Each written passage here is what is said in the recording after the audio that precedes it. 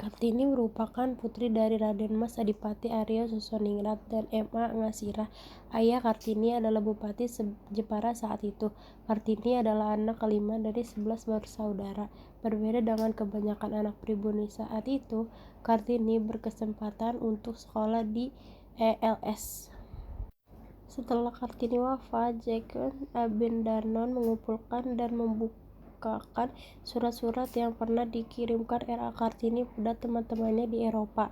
Abendarnon saat itu menjabat sebagai Menteri Kebudayaan, Agama, dan Kerajinan Hindia Belanda. Buku itu diberi judul Door Duisternis Totlits, yang arti harfiahnya dari kegelapan menuju cahaya. Buku kumpulan surat Kartini ini diterbitkan pada 1911. Buku ini dicetak sebanyak 5 kali dan pada cetakan terakhir terdapat tambahan surat Kartini. Selain itu, surat-surat Kartini juga pernah diterjemahkan ke dalam bahasa-bahasa Jawa dan Sunda. Terbitnya surat-surat Kartini, seorang perempuan pribumi, sangat menarik perhatian masyarakat Belanda, dan pemikiran-pemikiran Kartini mulai mengubah pandangan masyarakat Belanda terhadap perempuan pribumi di Jawa. Pemikiran-pemikiran Kartini yang tertuang dalam surat-suratnya juga menjadi inspirasi bagi tokoh-tokoh kebangkitan nasional Indonesia. Antara lain W.R. Supratman yang menciptakan lagu berjudul Ibu Kita Kartini. Lagu tersebut menggambarkan inti perjuangan wanita untuk merdeka.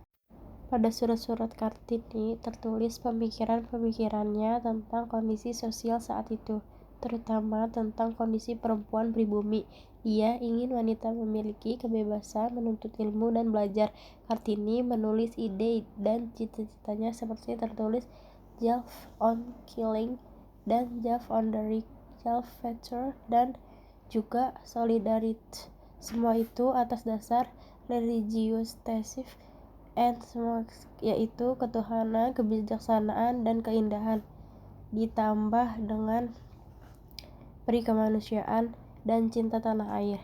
Surat-surat Kartini berisi harapannya untuk memperoleh pertolongan dari luar penderitaan perempuan Jawa akibat kungkungan adat, yaitu tidak bisa bebas duduk di bangku sekolah, harus dipingit, dinikahkan dengan laki-laki yang tak dikenal, dan harus bersedia dimadu. Surat-surat Kartini banyak mengungkap tentang kendala-kendala yang harus dihadapi ketika bercita-cita menjadi perempuan Jawa lebih maju. Menjelang pernikahannya terdapat perubahan penilaian Kartini soal adat Jawa. Ia menjadi lebih toleran. Perubahan pemikiran Kartini ini, dia sudah lebih meninggalkan egonya dan menjadi manusia yang mengutamakan transendensi.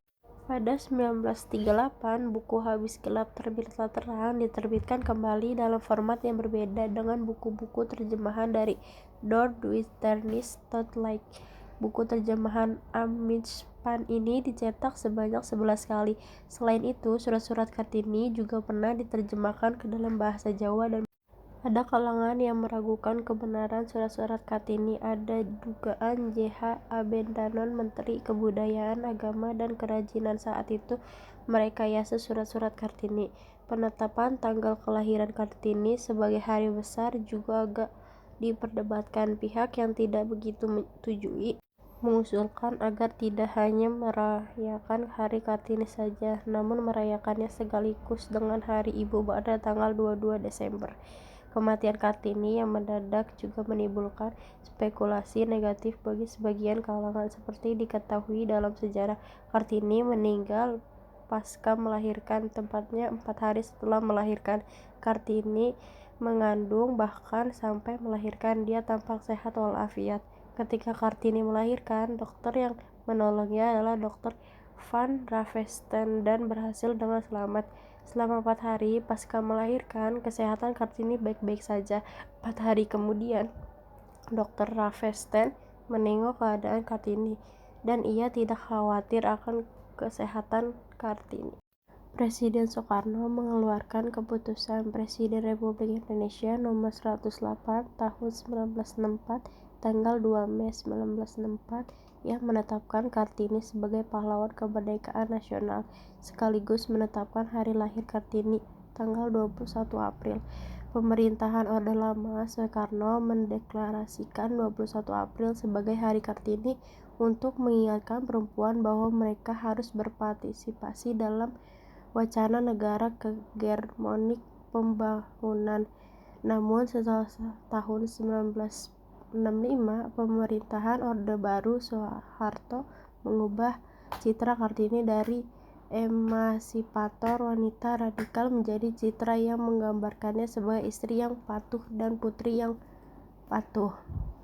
Yang dikenal sebagai Hari Ibu Kartini, gadis-gadis muda harus mengenakan jaket ketat yang pas kemeja, batik, gaya rambut yang rumit, dan perhiasan berornamen ke sekolah yang seharusnya meniru pakaian Kartini, tetapi dalam kenyataannya mengenakan pakaian ciptaan. Film R.A. Kartini 1982, film Surat Cinta untuk Kartini 2016, film fiksi berlatar sejarah Kartini diperankan oleh Rania Putrisari. Film Kartini 2017, Kartini diperankan oleh Dian Sastrowardoyo. Salah satu ide kritis yang konsisten disarankan Kartini adalah gagasan kesetaraan untuk kaum perempuan. Kartini menuntut perubahan radikal cara pandang adat yang tidak adil dan membatasi potensi perempuan.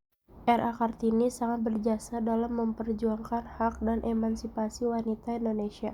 Perjuangannya menghasilkan kondisi wanita Indonesia di masa sekarang, terutama kemudahan akses pendidikan.